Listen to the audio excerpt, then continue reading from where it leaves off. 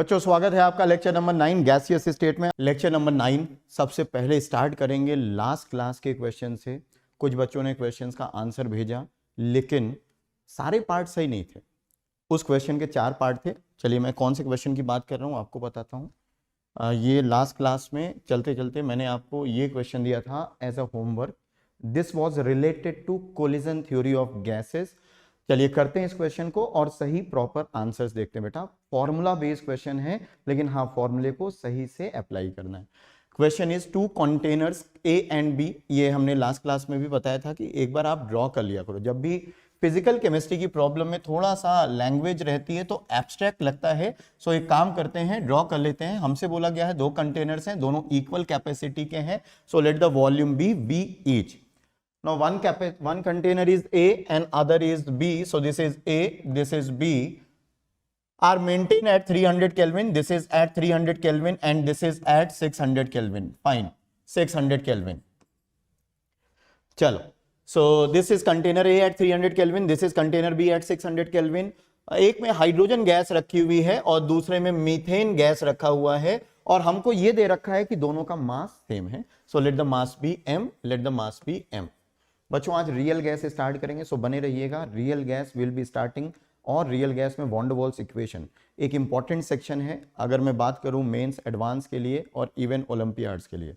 Real gas का जो von der Waals वाला सेक्शन है वो बहुत इंपॉर्टेंट है। आज उसको हम लोग खत्म करने की कोशिश करेंगे।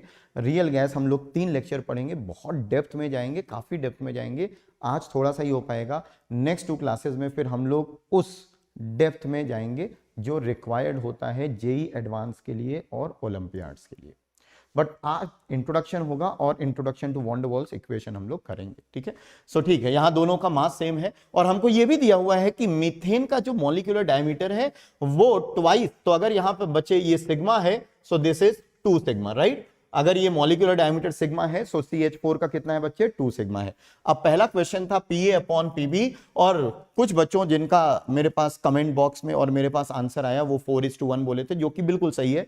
PA/PB कोई दिक्कत नहीं है। इसके लिए PV = nRT अप्लाई करते हैं, इसके लिए PV = nRT अप्लाई करते हैं। सो कंटेनर A के लिए PV = nRT। PA volume is V, number of moles will be M/2, molar mass of hydrogen is 2, so M/2 R and temperature is 300. Right?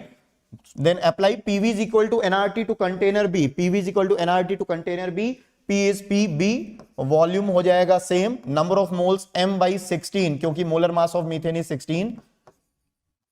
R और temperature है 600 और अगर आप इन दोनों को डिवाइड कर दो, सो this is equation number 1, this is equation number 2। अगर हम इन दोनों को डिवाइड कर दें बच्चे तो PA/PB की वैल्यू इजीली आप देखोगे 4:1 आ जाती है। So the answer to first part is 4:1। Then the second ratio that we have to find out is mean free path का रेशियो पता करना है। अब फॉर्मूला पता होना चाहिए। मीन फ्री पाथ का फॉर्मूला बताओ बेटा।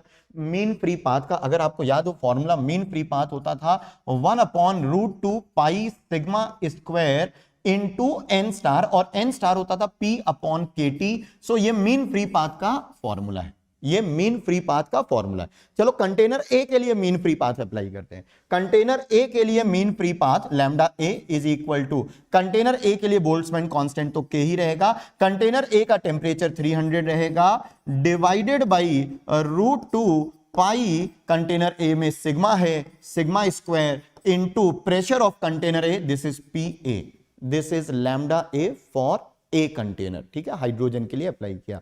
फिर बी के लिए अप्लाई करते हैं, देन लैम्डा बी मतलब मीथेन के लिए अप्लाई करना है। के टेम्परेचर इज 600 डिवाइडेड बाई √2 पाई।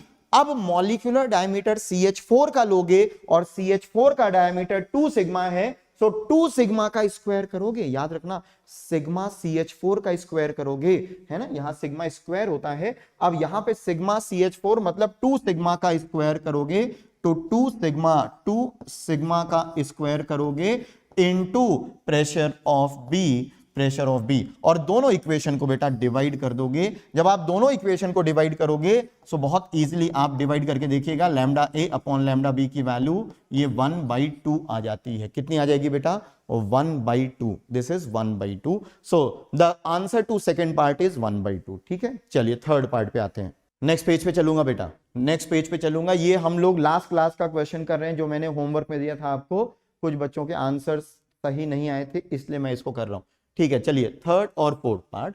अब सिचुएशन यही है, थर्ड पार्ट था Z1, ये आंसर है सेकंड का 1/2। Z1 for container A to Z1 for container B। Z1 का formula Z1 is √2 pi sigma square u average जो कि होता है 8RT upon pi m into n star, और एन स्टार होता है P upon KT। N star कितना होता है? P upon KT। फॉर्मूला याद रहेगा तो कोई दिक्कत नहीं होने वाली है। अब Z1 फॉर कंटेनर A, चलिए Z1 फॉर कंटेनर A लिखते हैं। कंटेनर A में हाइड्रोजन था, √2 pi sigma square under √8RT। Temperature container A का 300 डिवाइडेड बाई पाई, और कंटेनर ए में हाइड्रोजन गैस थी जिसका मोलर मास 2 ग्राम होता है, जिसका मोलर मास 2 ग्राम होता है। सो यहां हम लोग 2 लिख सकते हैं, यहां पे 2 लिख सकते हैं। और कंटेनर ए का pressure PA divided by K, और टेम्परेचर ए का कितना है बेटा? 300। This is Z1 for container A, this is Z1 for container A. Now Z1 for container B, Z1 for container B. Container B में methane है, √2 पाई। अब sigma 2 sigma का square करोगे, 2 सिग्मा का स्क्वायर करोगे क्योंकि मीथेन का डायमीटर हाइड्रोजन का डबल है। सो यहां पे 2 सिग्मा का स्क्वायर अंडर √8RT। अब टेम्परेचर वहां 600 है, divided by pi, molar mass methane का 16 इंटू PB अपॉन K, और टेम्परेचर है 600। बच्चे जब आप इसको डिवाइड करेंगे, ये फर्स्ट इक्वेशन, ये सेकेंड इक्वेशन, जब आप Z1A टू Z1B का आप रेशियो लोगे, सो ये रेशियो 4 आ जाएगा। मतलब Z1 for container A to Z1 for container B, this will be 4:1। Solve कर लीजिएगा, बहुत सारी चीजें कैंसिल हो जाएंगी, आपको ये सिंपल सा रेशियो मिल जाएगा 4:1। Now the last part Z11। अब ये लास्ट पार्ट का आंसर है आपके पास, सिंपल है बेटा। Z11 का फॉर्मूला मैं लिख दे रहा हूं, आप Z11 फॉर कंटेनर A के लिए अप्लाई करोगे, सो ये आएगा 1 अपॉन √2 पाई सिग्मा स्क्वायर, ये तो ऐसे ही रहेगा, अंडर √8R, टेम्परेचर है 300 divided by pi, molar mass है 2, और इसका P/KT का स्क्वायर होता है। अब P/KT का स्क्वायर होता है बेटा, सो PA upon K, TA is 300, इसका स्क्वायर करोगे। Similarly Z11 for container B, ये आप करोगे 1 अपॉन √2 पाई 2 सिग्मा का square into under √8R, temperature हो गया 600 डिवाइडेड बाई पाई, और मोलर मास मीथेन का 16, और N स्टार का स्क्वायर होता है तो यहां पे PB अपॉन K इंटू 600 का स्क्वायर। PA अपॉन PB की वैल्यू पहले ही आप ऑब्टेन कर चुके हो, कितनी ऑब्टेन कर चुके थे बेटा? 4:1। सो आप इन दोनों को डिवाइड करोगे, यू विल गेट 32:1। सो आप क्या देख रहे हो बच्चों, कोलिजन थ्योरी पे जो क्वेश्चंस आते हैं वो लार्जली इस तरह के क्वेश्चंस आते हैं कि फॉर्मूले में बहुत सारी वैल्यूज क्या हो जाती हैं? कैंसिल हो जाती हैं, लेकिन फॉर्मूले बहुत अच्छे से याद रखने हैं, फॉर्मूले बहुत अच्छे से याद रखने। Let us start with real gases. So अगर मैं आपसे पूछूं कि रियल गैसेस हैं क्या, ठीक है, रियल गैसेस किनको बोलेंगे, किन गैस को रियल बोलेंगे? सो स्टार्ट करेंगे चैप्टर। आप एक एक पॉइंट को नोट कर लेना। अब यहां पे मैंने कुछ भी पहले से लिखा हुआ नहीं रखा है, मैं सारी चीज लिखूंगा आपको, और अगर जरूरत हो, आप रिवाइज कर रहे हो या पहली बार पढ़ रहे हो, तो प्लीज नोट्स बनाइएगा, खुद लिखना, ठीक है, मेरे साथ लिखना बेटा, तभी ये चैप्टर फील कर पाओगे, बेटर पढ़ पाओगे। सो let us start with real gas. तो सबसे पहले अगर मैं पूछूं कि रियल गैस क्या है, so a gas which does not obey PV is equal to nRT is a real gas. Simple.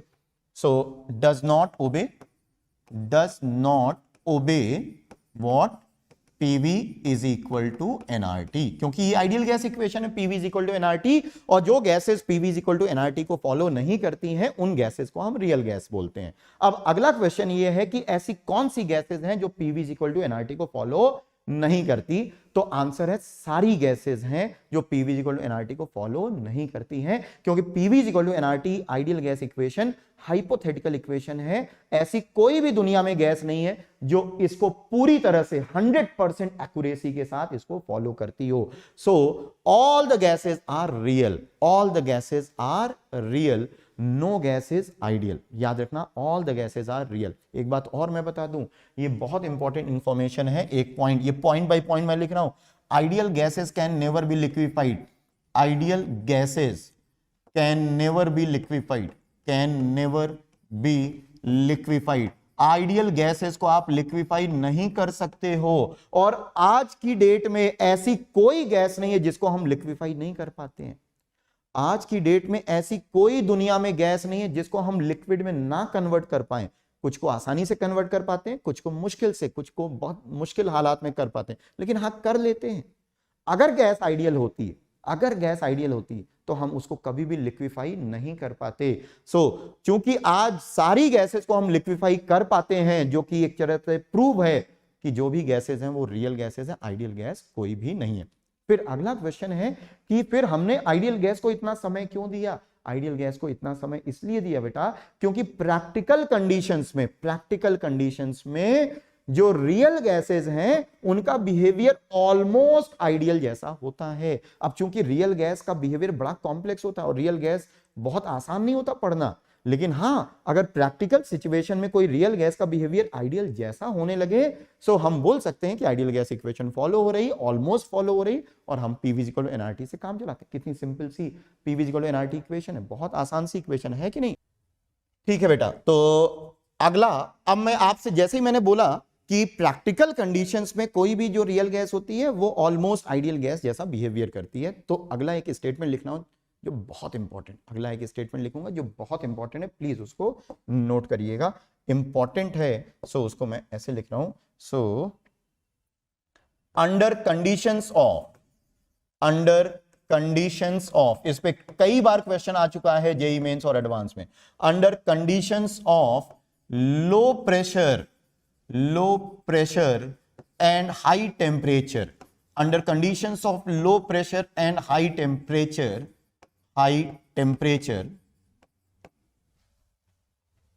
the real gas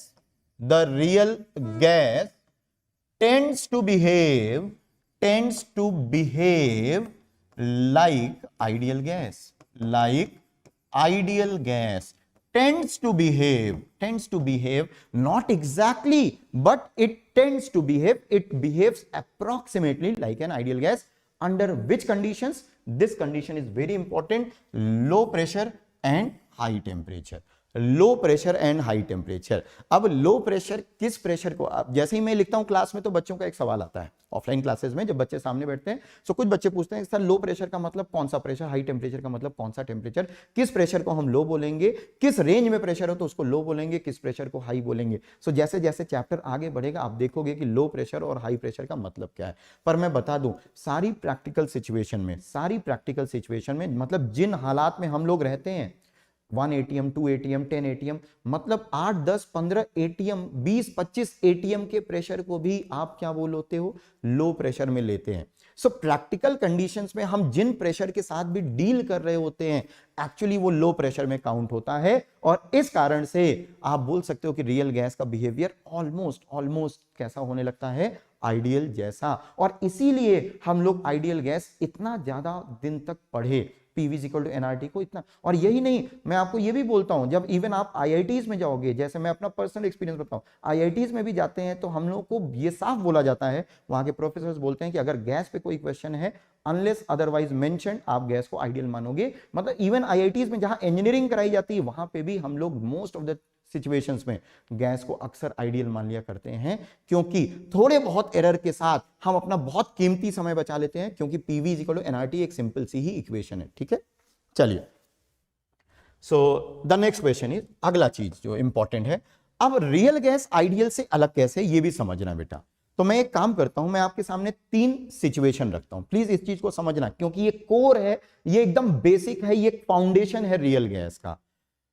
अगर आपको ध्यान हो तो मैंने आपको बोला था कि आइडियल गैस के सैंपल में there are no interactions, Do you know what interactions are? Interactions means neither attraction nor repulsion. अगर आपका सैंपल आइडियल गैस का है तो उसमें ना तो अट्रैक्शन होगा और ना रिपल्शन होगा पार्टिकल्स के बीच में, लेकिन रियल गैस के सैंपल में ऐसा नहीं होगा, क्योंकि रियल गैस का सैंपल है तो obviously there might be some interactions. So मैं आपके सामने तीन सिचुएशन रख रहा हूं। अब इस चीज को आपको समझना है और आप मुझे आंसर करोगे, है ना, थोड़ा इंटरैक्टिव बनाएंगे इस क्लास को। आप मुझे, तो मेरे पास एक कंटेनर है बच्चे, मेरे पास एक कंटेनर है, इस कंटेनर का वॉल्यूम V है, नंबर ऑफ मोल्स मैंने N ले रखे हैं और टेम्परेचर T है, और इस कंटेनर में मैंने आइडियल गैस भर रखी है। क्या भर रखी है बेटा? आइडियल गैस भर रखी है। सपोज आइडियल गैस भर रखी है, ठीक है। फिर मेरे पास एक दूसरा कंटेनर है, बिल्कुल आइडेंटिकल सिचुएशन है, वॉल्यूम V है, नंबर ऑफ मोल्स N है, टेम्परेचर T है, लेकिन अब मैंने यहां पे एक रियल गैस फिल कर रखी है, और इस रियल गैस के सैंपल में मैं बोल रहा हूं कि इंटरैक्शन है, और इंटरैक्शन अब दो प्रकार के हो सकते हैं। There are two types of interaction, either attraction और repulsion. So let us assume that in this particular sample attractive forces dominates. Let's assume, okay, so let attraction dominates, right? attraction dominates मतलब particles के बीच में, जो gas particles हैं उनके बीच में कौन सा फोर्स है बेटा? अट्रैक्शन फोर्स है। चलिए एक तीसरा कंटेनर ऐसे ही बिल्कुल similar, volume V, number of moles N, temperature T, real gas है। अब यहां पे रियल गैस है, लेकिन इस रियल गैस के सैंपल में अट्रैक्शन नहीं, रिपल्शन डोमिनेट करता है। Repulsion dominates, right? Repulsion dominates, fine. Now so एक जगह आइडियल गैस है, अच्छा आइडियल गैस में obviously no interaction means neither attraction nor repulsion, no attraction no repulsion, right? Ideal gas के सैंपल में कुछ भी नहीं है, लेकिन यहां पे अट्रैक्शन और यहां पे रिपल्शन। अब जो मैं बात आपको समझाने जा रहा हूं उसको ध्यान से समझना। हमने एक बच्चे से बोला कि आइडियल गैस है, इसका वॉल्यूम V है, N है, number of moles, temperature T, इसका प्रेशर पता करो। हमने एक बच्चे से बोला कि इसका प्रेशर पता करो। सपोज आपसे मैंने बोला कि प्रेशर पता करो, आपने प्रेशर पता किया और pressure PV is equal to NRT से पता किया। किससे पता किया बेटा? PV is equal to NRT। आप कहीं नहीं गए, कोई एक्सपेरिमेंट करने नहीं गए, आप वहीं कॉपी पे आपने प्रेशर की वैल्यू निकाली। कैसे? PV is equal to NRT से, नंबर ऑफ मोल्स पता है, वॉल्यूम पता है, टेम्परेचर पता है, और आपने प्रेशर की वैल्यू पता की और वो प्रेशर की वैल्यू आई। Let that pressure be P ideal. आपने ये P आइडियल की वैल्यू कैसे पता की? PV is equal to NRT से। कैसे पता की बेटा? PV is equal to NRT से। आप कहीं नहीं गए। फिर मैंने एक दूसरे बच्चे को बोला कि ठीक है, इसके लिए पता करो, सो रियल गैस के लिए क्या आपके पास कोई इक्वेशन है? क्या रियल गैस के लिए कोई इक्वेशन है? क्या कोई इक्वेशन है? तो मैंने निखिल से बोला कि चलो इस वाले के लिए प्रेशर पता करके आओ। निखिल कहते हैं इसके लिए तो कोई इक्वेशन है नहीं। तो मैंने कहा कोई इक्वेशन नहीं तो चलो एक्सपेरिमेंट करो। निखिल ने एक्सपेरिमेंट किया और एक्सपेरिमेंट करके इसका प्रेशर पता किया। वो प्रेशर आया P रियल, मान लो वो प्रेशर आया P रियल। अब मैं आपसे पूछना क्या चाहता हूं, तो निखिल ने ये प्रेशर किया P रियल, आपने ये पता किया P आइडियल। मैं आपसे जानना चाहता हूं कि जो ये वैल्यू पता की गई है वो इस वाली वैल्यू से कम आएगी या ज्यादा? सपोज ये वैल्यू कुछ है, तो यहां पे जो रियल गैस का प्रेशर आएगा वो इस आइडियल से कम आएगा या ज्यादा आएगा? ये आप थोड़ा सा सोच के बताओ, थोड़ा सा सोच के। और सिंपल किस लाइन पे सोचना ये भी मैं बताता हूं। कॉन्सेप्ट क्या है? गैसेस प्रेशर एक्सर्ट क्यों करती हैं? KTG उसका जवाब है, काइनेटिक थ्योरी ऑफ गैसेस। आपको मालूम है कि गैसेस पार्टिकल कंटेनर वॉल से कोलाइड करते हैं, कोलिजन में एक चेंज इन मोमेंटम होता है, फोर्स इंपार्ट होता है, वो force divided by area pressure देता है। तो यहां पे कोई भी इंटरैक्शन नहीं, ना तो अट्रैक्शन है ना रिपल्शन है। तो इसका मतलब यहां पे जो रियल गैस का प्रेशर है वो आइडियल की तुलना में कम होगा। कम क्यों होगा? सुनो, ये पार्टिकल जा रहा है टक्कर देने इस कंटेनर वॉल को, मतलब एक फोर्स से टकराने जा रहा है, लेकिन अट्रैक्शन है, सो पीछे वाले पार्टिकल्स इसको अट्रैक्ट कर रहे हैं। तो क्या ये उसी फोर्स से टकरा पाएगा जितनी फोर्स से ये टकराया था? क्या उसी फोर्स से टकरा पाएगा? नहीं, बल्कि उससे कम, क्योंकि पीछे ढकेलन। आप खुद ही सोचो, आप टकराने जा रहे हो, पीछे से कोई खींच रहा है आपको, सो आपका जो इंपैक्ट फोर्स होगा वो कम हो जाएगा, फोर्स कम हो जाएगा, प्रेशर कम हो जाएगा। सो यहां पे जो रियल का प्रेशर आएगा वो आइडियल से कम आएगा, बेटा। और अगर रिपल्शन है, ये टक्कर मारने जा रहा है, लेकिन पीछे वाले पार्टिकल्स इसको रिपेल कर रहे हैं, जा और तेज भिड़ो, है ना? सो यहां पे जो रियल गैस का प्रेशर आएगा वो आइडियल से ज्यादा आएगा। अब ये चीज आपको बहुत अच्छे से मालूम होनी चाहिए। अगर किसी सैंपल में अट्रैक्शन डोमिनेट करता है सो अंडर सिमिलर कंडीशंस उस गैस का प्रेशर आइडियल की तुलना में कम होगा। अगर किसी सैंपल में रिपल्शन डोमिनेट करता है सो अंडर सिमिलर सिचुएशन उस गैस का प्रेशर आइडियल से ज्यादा होगा। 2 बार बोलो इसको, आपके मन में बैठ जाना चाहिए। अट्रैक्शन डोमिनेट, प्रेशर कम। रिपल्शन डोमिनेट, प्रेशर ज्यादा। किससे प्रेशर कम, किससे प्रेशर ज्यादा? आइडियल के कंपैरिजन में प्रेशर कम अगर अट्रैक्शन है तो, और रिपल्शन है तो प्रेशर ज्यादा। ठीक है, ये चीजें आपको बहुत अच्छे से क्लियर होनी चाहिए। सो दिस इज इंपॉर्टेंट, ये चीज इंपॉर्टेंट है बेटा, ध्यान रखिएगा, ये चीज इंपॉर्टेंट है।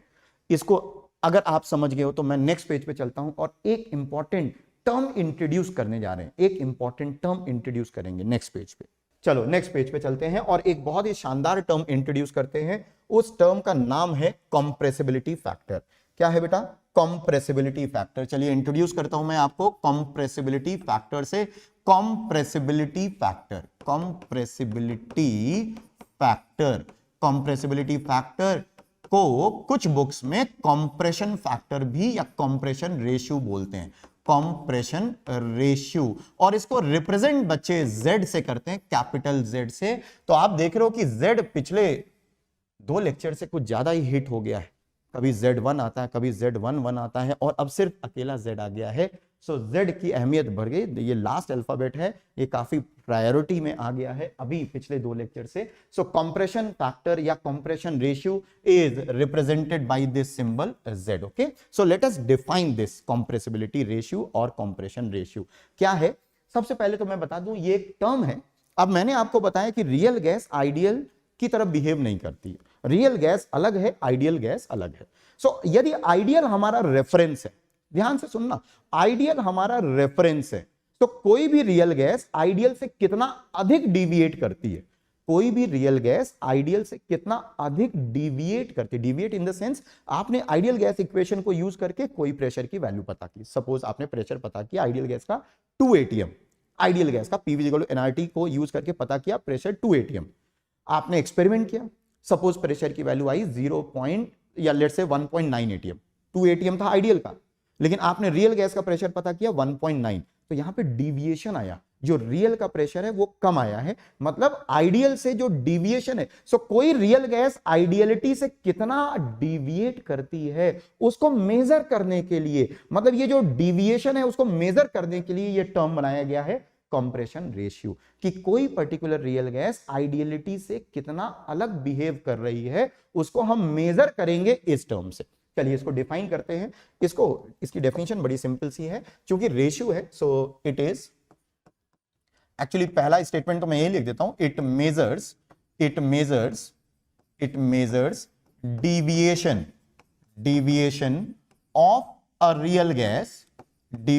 of a real gas from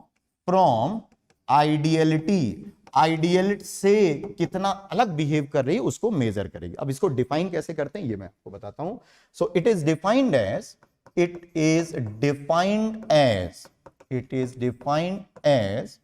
the ratio of, definitions are very important in physical chemistry।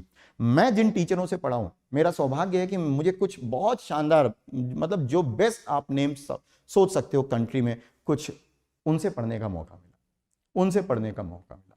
जब मैं IIT में था तो HC वर्मा सर से पढ़ने का मौका मिला, प्रोफेसर V चंद्रशेखर जो कि इनऑर्गेनिक केमिस्ट्री के उस समय HOD थे उस डिपार्टमेंट IIT कानपुर में, जेम ऑफ अ पर्सन, मतलब शानदार teacher. Professor Sandeep Verma medicinal chemistry के, आप इस समय ढूंढना, professor Sandeep Verma medicinal chemistry के इंडिया में सबसे विद्वान। सो एक सेमेस्टर उनसे पढ़ा। RC मुखर्जी सर से भी पढ़ने का मौका मिला। जब मैं RC मुखर्जी सर से पढ़ता था, उनकी बुक आती बेटा, हालांकि अब वो बुक काफ़ी ऑब्सोलीट हो गई, बहुत पहले वो बड़ी अच्छी बुक मानी जाती थी, लेकिन अब मैं उसमें चूंकि अपडेट नहीं किया सर ने, इस कारण से मैं उसको अभी के लिए तो बहुत अच्छा नहीं बोलूँगा, लेकिन हाँ वो सर की जो बुक है, तो सर से मुझे पढ़ने का मौका मिला, लगभग 2-2.5 महीने सर से मैं पढ़ा हूँ RC मुखर्जी सर से। उनका बड़ा क्लियर पढ़ना था, वो कहते थे बहुत साफ कि डेफिनेशंस इंपॉर्टेंट होती है, वो हर चीज़ की, फॉर्मूला नहीं है। वो बोलते थे फॉर्मूला मत याद करो, डेफिनेशन याद करो। डेफिनेशन याद करो। पहले मुझे लगता था कि जब हम लोग यंग एज में होते हैं ना, जब आपकी एज में होते हैं, तो लगता है कि टीचर कुछ बोल रहा है, ठीक है, कभी एक कान से सुनी दूसरे कान से निकाल दी, हमें लगता है कि डेफिनेशन क्यों इंपॉर्टेंट है, फॉर्मूला ज़्यादा सही रहेगा। लेकिन जेई एडवांस और ओलंपियाड जैसे जो नेचर ऑफ एग्जामिनेशन है इन पेपर्स का, मतलब जो कोर कॉन्सेप्ट या जो फंडामेंटल कॉन्सेप्ट पे ये लोग स्ट्राइक करते हैं, ये पेपर, ये कॉन्सेप्ट जो फंडामेंटल कॉन्सेप्ट पे स्ट्राइक करते हैं, ये चीजें फॉर्मूले से नहीं आती, ये डेफिनेशन से। So definition is important, please definition याद रखना। इसीलिए मैं डेफिनेशन रटने पे मैं खुद भी याद रखता हूं, उसको समझता हूं और बच्चों से भी कहता हूं कि definitions are very important, please उनको ध्यान में रखना है। So it is defined as the ratio of molar volume, याद रखना, molar volume of a real gas at a particular pressure and temperature। तो मैं उसको P and T लिख रहा हूं, आप pressure and temperature ही लिख लेना अगर आप नहीं समझ पा रहे हो तो, या तो अगर समझ में आ रहे हो तो P and T लिख लीजिए। So it is defined as the ratio of molar volume of a real gas at a particular pressure and temperature to the molar volume of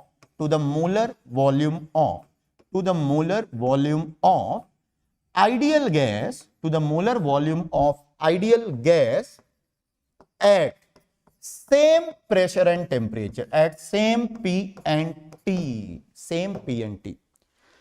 molar volume का रेशियो है, molar volume का ratio तो कौन सी दो gases का, एक तो real gas का किसी प्रेशर टेम्परेचर पे, to the molar volume of ideal gas at same pressure temperature. मतलब Z को कैसे डिफाइन कर रहे हैं बच्चे, Z को डिफाइन कर रहे हैं, Z is equal to molar volume of real gas, मतलब real gas at a given pressure temperature, ठीक है, to the molar volume of ideal gas. Molar volume किसका, आइडियल गैस का। अच्छा, खास बात क्या है कि ये वाला मोलर वॉल्यूम निकालते समय जो प्रेशर टेम्परेचर लिया गया, वही प्रेशर टेम्परेचर आइडियल गैस के लिए भी लेना है। मतलब प्रेशर और टेम्परेचर की कंडीशंस आइडेंटिकल होनी चाहिए दोनों गैसेस के लिए, P और T की कंडीशंस आइडेंटिकल होनी चाहिए दोनों गैसेस के लिए बेटा, ठीक है। अच्छा, मोलर वॉल्यूम होता क्या है, मोलर वॉल्यूम का मतलब है एक मोल गैस का वॉल्यूम। मोलर शब्द जैसे ही आए तो मोलर का मतलब होता है for 1 mole.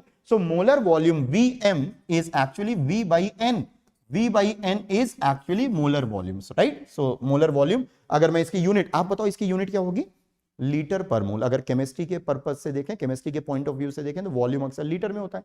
So this will B litre पर मोल, राइट, लीटर पर मोल, ठीक है। सो दिस इज मोलर। अब ये Z का फॉर्मूला हो गया, ये तो बहुत बेसिक फॉर्मूला हो गया, लेकिन अब आपके काम के लिए आपका जो न्यूमेरिकल पर्सपेक्टिव से जो इंपॉर्टेंट हमें फॉर्मूला चाहिए, चलिए यहां से डिराइव करते हैं।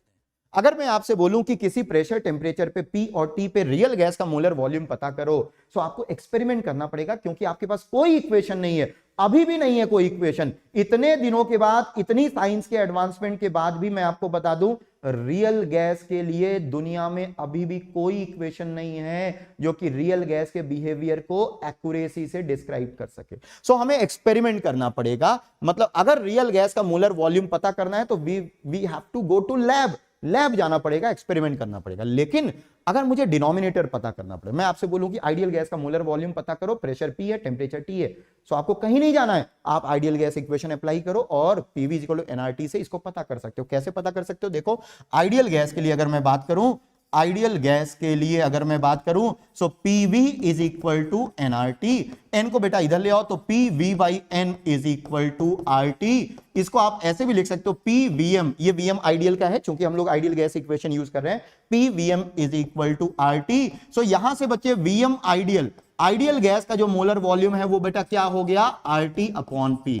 यदि टेम्परेचर T है और प्रेशर P है, सो ये क्या हो जाएगा बच्चे, RT upon P। This is the molar volume of ideal gas, right, at temperature T and pressure P। एक काम करते हैं, इस वैल्यू को यहां उठा के पटक देते हैं। सो Z की वैल्यू हो जाएगी Vm। अब मैं बार बार रियल नहीं लिख रहा हूं, ऊपर जो गैस है वो रियल ही है, जो रियल गैस है वही है, डिवाइडेड बाई VM आइडियल लिखोगे RT डिवाइडेड बाई P। इस P को ऊपर ले जाओ, सो ये हो जाएगा P VM अपॉन RT।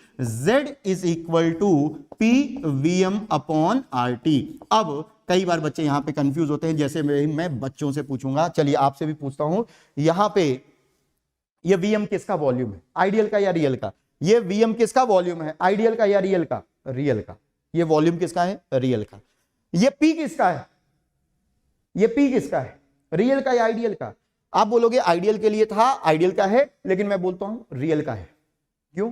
क्योंकि एक्चुअली प्रेशर टेम्परेचर जो रियल के लिए थे वही आइडियल के लिए लिए गए। देखो एट सेम प्रेशर टेम्परेचर, देखो एट सेम प्रेशर टेम्परेचर, तो P और T तो दोनों गैसेस के लिए सेम है, मतलब ये प्रेशर भी रियल का है। आप बोल सकते हो ये तो आइडियल के लिए, लेकिन वही रियल का भी तो है। सो ये प्रेशर भी रियल का है, ये वॉल्यूम भी रियल का है, ये टेम्परेचर भी रियल का है, और R तो सबका ही है। So Z is equal to PVM upon RT, Z is equal to PVM upon RT।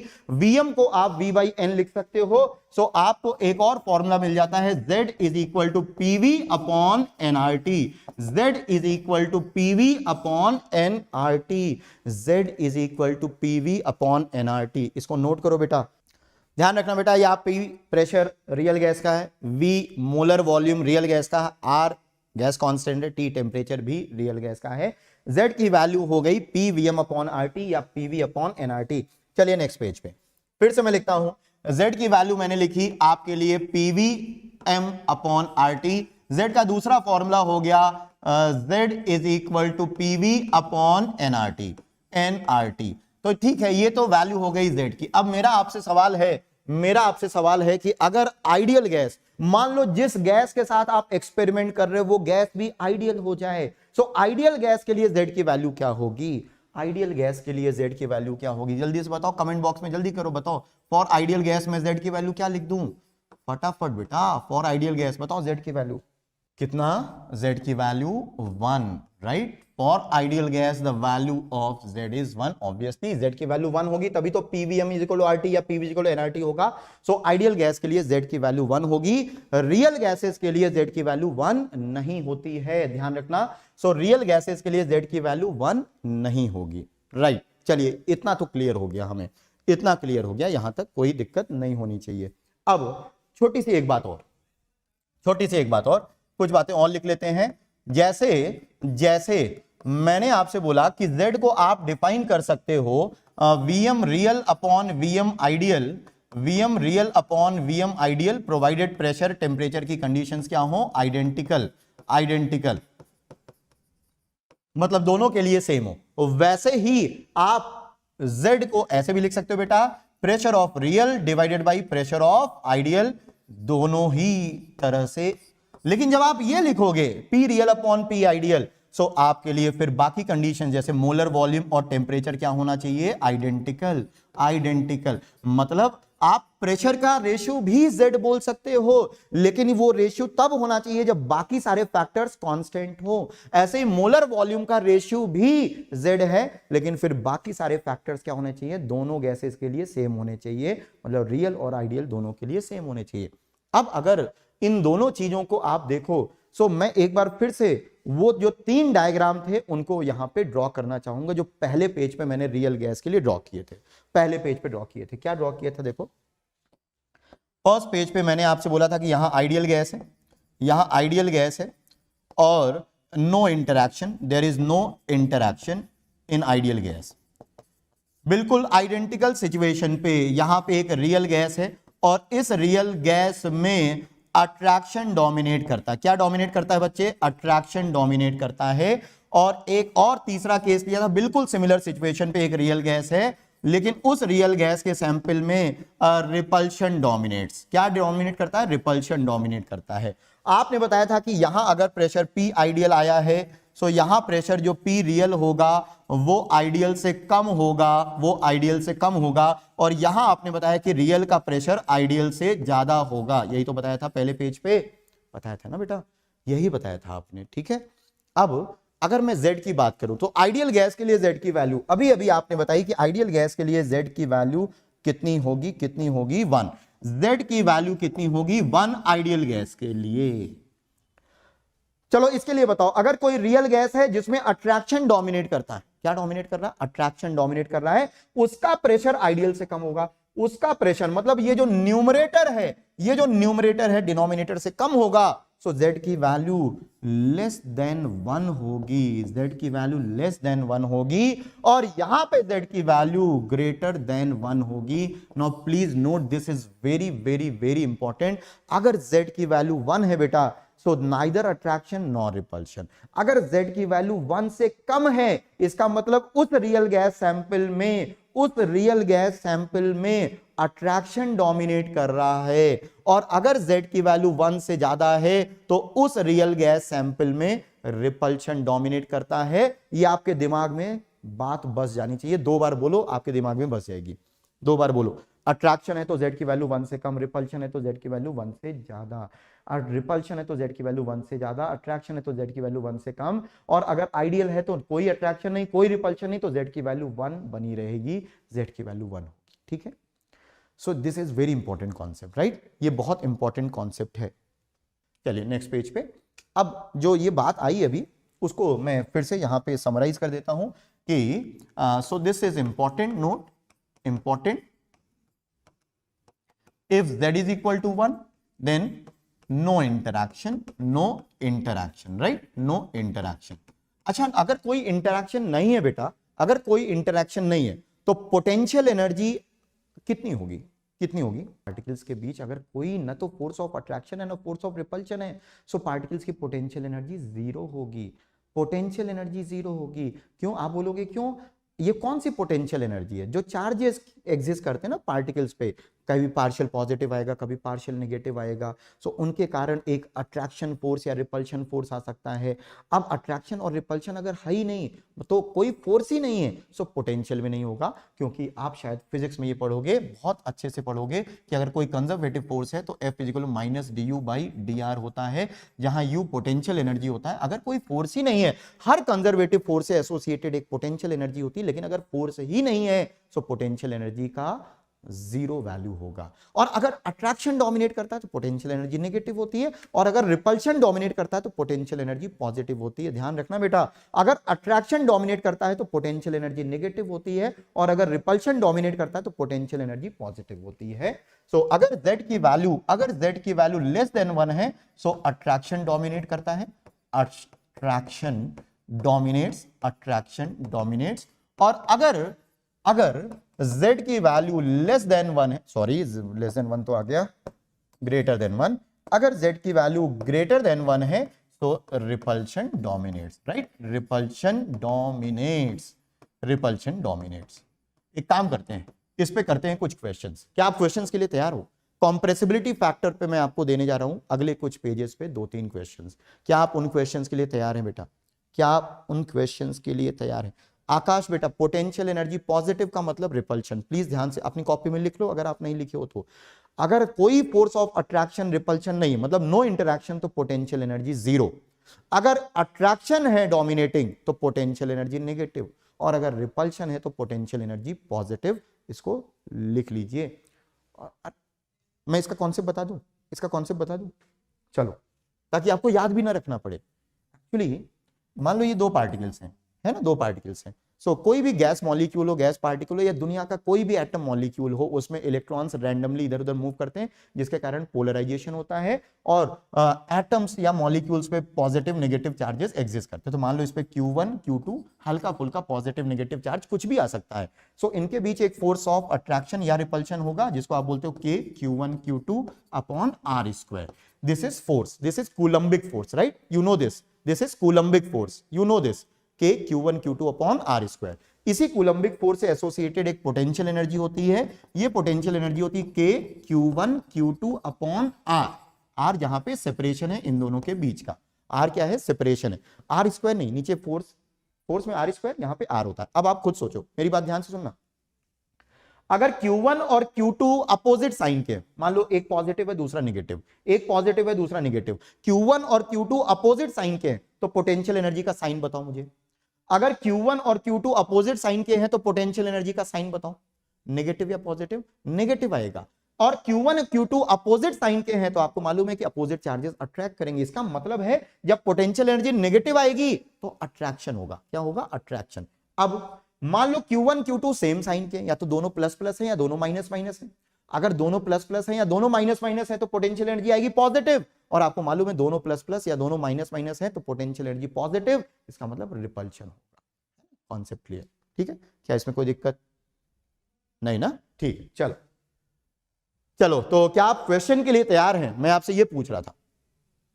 Solve करते हैं पहला क्वेश्चन। आप देखोगे कि क्या क्वेश्चंस का लेवल रहता है JEE Mains. This is JEE Mains 2019 question. Please solve बेटा, प्लीज सॉल्व। मुझे आपसे आंसर चाहिए बिना किसी हेल्प के। अगर आप इस क्लास को सुन रहे हो बिना किसी हेल्प के, प्लीज इस क्वेश्चन का आंसर करिए। The volume of gas A is twice then that of gas B. The volume of gas A is twice than that of gas B.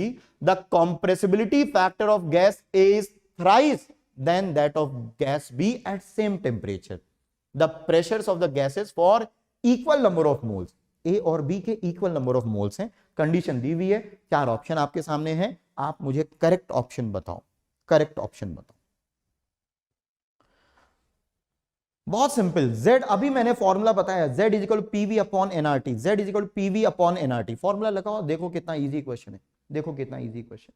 बहुत सिंपल है बेटा। Z is equal to P V upon NRT. चलो gas A के लिए बात करता हूं। तो ZA is equal to pressure of A into volume of gas A is twice than that of gas B. Okay, so if volume of B is V, then obviously volume of A is twice of B, क्योंकि आपसे बोला गया gas B का जो भी volume है A का twice है। सो this is 2V upon number of moles same है R, और टेम्परेचर सेम रखना है, टेम्परेचर सेम रखना है। हमसे ये भी बोला गया कि compressibility factor of gas A is thrice than that of B. So ZA is thrice ZB. अच्छा ZB क्या होगा बेटा? ZB होगा PB इंटू वॉल्यूम V, हमने वॉल्यूम V माना है, एन आर और टेम्परेचर बेटा T है। ZA अपॉन ZB की वैल्यू, ZA अपॉन ZB की वैल्यू आपने 3 लिख रखी है, तो दोनों इक्वेशन को डिवाइड कर दो। So 3 is equal to 2PA upon PB। So क्या इक्वेशन आ रही? 2PA is equal to 3PB, 2PA is equal to 3PB, है ना? 2PA is equal to 3PB। This is the correct answer. आसान था कि नहीं? अगला क्वेश्चन करते हैं। ये क्वेश्चन में किसी को दिक्कत बेटा? है ना, इजी क्वेश्चन था। चलिए next question. Next question, if at 200 kelvin, this is a better question, if at 200 kelvin and 500 ATM density of methane is 0.246 ग्राम पर ml। तो डेंसिटी ऑफ मीथेन इज 0.246 ग्राम पर ml, right? ml। So this can also be written as 246 gram per litre, gram per litre, ठीक है? Then its compressibility factor Z is approximately 2 into 10 to the power x. So you have to find x. ये better question है, थोड़ा सा आपको दिमाग लगाना पड़ेगा, थोड़ी सी मेहनत करनी पड़ेगी। Z का फॉर्मूला वही होता है, Z होता है PVM अपॉन RT, या Z को आप लिख सकते हो PV अपॉन NRT। लेकिन यहां डेंसिटी गिवन है, डेंसिटी गिवन है। जो गैस है वो मीथेन है, मीथेन है। एक्चुअली जो मेरे पास आंसर है उसके अकॉर्डिंग आंसर में x is equal to 0, x is equal to 0। इसका मतलब जो कंप्रेसिबिलिटी फैक्टर है वो अप्रोक्सीमेटली 2 इंटू 10 पावर 0, 10 पावर 0 मतलब 1 है, अप्रोक्सीमेटली 2 है बेटा, अप्रोक्सीमेटली 2 है। चलिए करके देखते हैं कैसे। अच्छा क्वेश्चन है, चलो करते हैं, है ना, कोई दिक्कत नहीं। आप यहां से सीखो बेटा कि कैसे करेंगे। Z होता है PV अपॉन NRT। अब आप इस चीज को समझो, हमें डेटा दिया हुआ है डेंसिटी का, हमें डेटा दिया हुआ है डेंसिटी का, और तो हमें PV अपॉन NRT को किसी तरह से डेंसिटी में ले जाना है ना बेटा, किसी तरह से डेंसिटी में ले जाना है। तो एक काम करते हैं, चलो क्या मैं इसको लिख सकता हूं PV, क्या मैं नंबर ऑफ मोल्स को मास अपॉन मोलर मास लिख सकता हूं? आप नहीं भी बोलोगे तब भी मुझे लिखना ही पड़ेगा बेटा, लिख सकते हैं। क्या मैं नंबर ऑफ मोल्स को mass upon molar mass into RT लिख सकता हूं? लिख सकता हूं बेटा। एक काम करते हैं, मोलर मास को कैपिटल M से रिप्रेजेंट करते हैं, तो इसको मैं ऊपर ले जाऊंगा। तो this is M, molar mass M into P into V upon mass into RT। इस V को आप नीचे ले आओ, तो इसको मैं लिख सकता हूं M into P upon mass, और ऊपर वाला जो वॉल्यूम है उसको मैं नीचे ले आता हूं इंटू RT। और मास अपॉन वॉल्यूम क्या है? क्या है mass upon volume? Mass upon volume है density. So this is PM upon DRT। याद आया? PM upon DRT। So actually Z का मैंने आपको एक और फॉर्मूला बता दिया, Z का एक और फॉर्मूला आपको बता दिया और आप खुद भी डिराइव कर सकते थे, Z is equal to PM upon DRT। चलिए, तो अब इस फॉर्मूले में वैल्यूज रखते हैं। तो Z is equal to pressure कितना है बेटा 500 ATM, molar volume, molar mass, this is capital M is molar mass, so molar mass of methane is 16 gram, 16 gram, ठीक है, ग्राम है। तो यहां डेंसिटी भी ग्राम पर लीटर में रखेंगे, डेंसिटी ग्राम पर लीटर में, और ग्राम पर लीटर में है ये 246 ग्राम पर लीटर, तो ग्राम से ग्राम कैंसिल हो जाएगा। आर की वैल्यू चूंकि एटीएम और लीटर है, सो 0.0821, और टेम्परेचर 200, सो दिस इज रफली 2, दिस इज रफली 1.99 के करीब आएगा बेटा, जो कि लगभग मैं 2 लिख सकता हूं। तो यहां पे एक्स की वैल्यू कितनी हो जाएगी 0। क्या ये क्लियर है? एक और क्वेश्चन है मेरे पास, वो करो। एक और क्वेश्चन है बेटा, एक और क्वेश्चन है, करिए। चलो नेक्स्ट पेज पे चलता हूं, और ये क्वेश्चन है, the density of water vapour, water vapour का मतलब H2O gaseous, H2O gaseous, the density of water vapour at 328.4 ATM and 800 Kelvin is 135 gram per decimetre cube. 1 decimetre cube is 1 litre, so gram per decimetre cube मतलब ग्राम per litre भी आप उसको समझ सकते हो, ठीक है, ग्राम पर लीटर दिया हुआ है।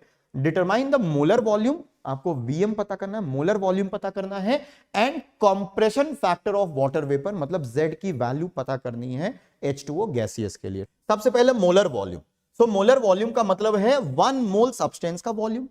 अब डेंसिटी दी हुई, मुझे वॉल्यूम पता करना है, तो वॉल्यूम होता है मास अपॉन डेंसिटी, मास अपॉन डेंसिटी, क्योंकि 1 मोल सब्सटेंस का वॉल्यूम पता करना है तो 1 मोल सब्सटेंस का मास ले लेता हूं। So molar volume, molar volume is actually molar mass, is actually molar mass upon density, upon density.